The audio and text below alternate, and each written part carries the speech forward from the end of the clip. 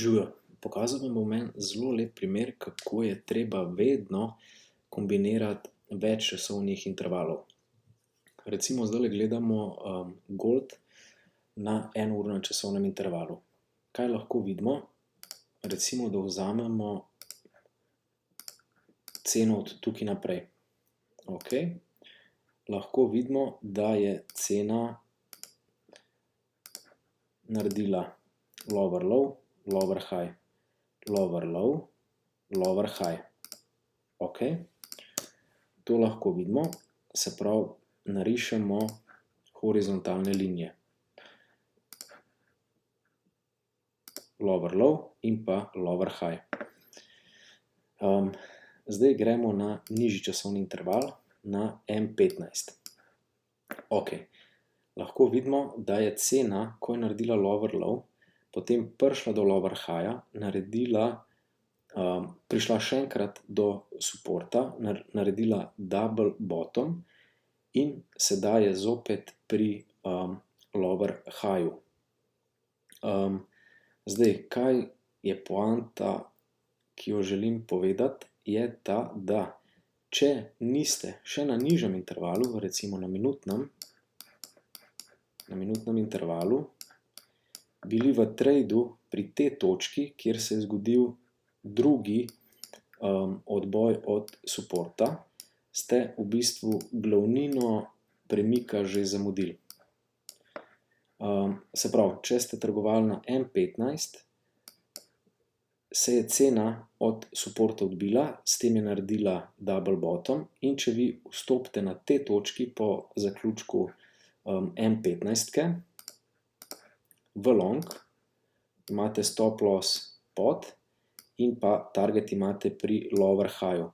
V tem primeru bi naredili 1:4. Ta risk reward ni najboljši. Zdaj pa tako, zelo veliko traderjev trguje na majhnih časovnih intervalih. In kot smo prej videli, sta te dve črti narejeni za urni časovni interval. Se pravi, zgornja črta je lower high, spodnja je lower low. Zdaj, če nismo cene ujeli pri lower lowu, potem je najbolj optimalno, da počakamo, da cena pride do lower highja od H1-ke, se pravi, pride do rezistansa in tukaj potem čakamo na odboj in nadaljevanje v negativnem trendu. Zakaj tukaj? Zato, ker imamo pri tej točki najboljši možni vhod in zelo majhen stop loss. Se pravi, stop loss damo nad resistance in target damo na support. V tem primeru imamo skoraj 1:5 risk reward ratio. Zakaj se nam pa recimo ne splača trgovati v buy? Zdaj veliko jih nariše, recimo, da trgujemo M5.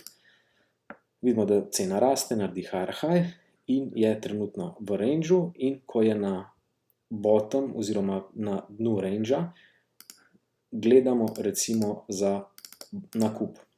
Ampak v tem primeru mi vemo, da smo na tretjini premika od enournega časovnega intervala in da je tukaj bil od H1-ke lower high.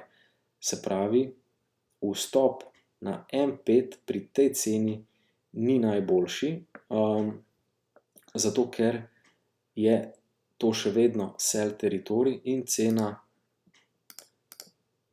bo v večini primerov naredila prej to, kot da bo prišla do gor. Se pravi, trgovanje izključno na nizkih intervalih, brez upoštevanja višjih intervalov, na dolgi rok vodi v izgubo.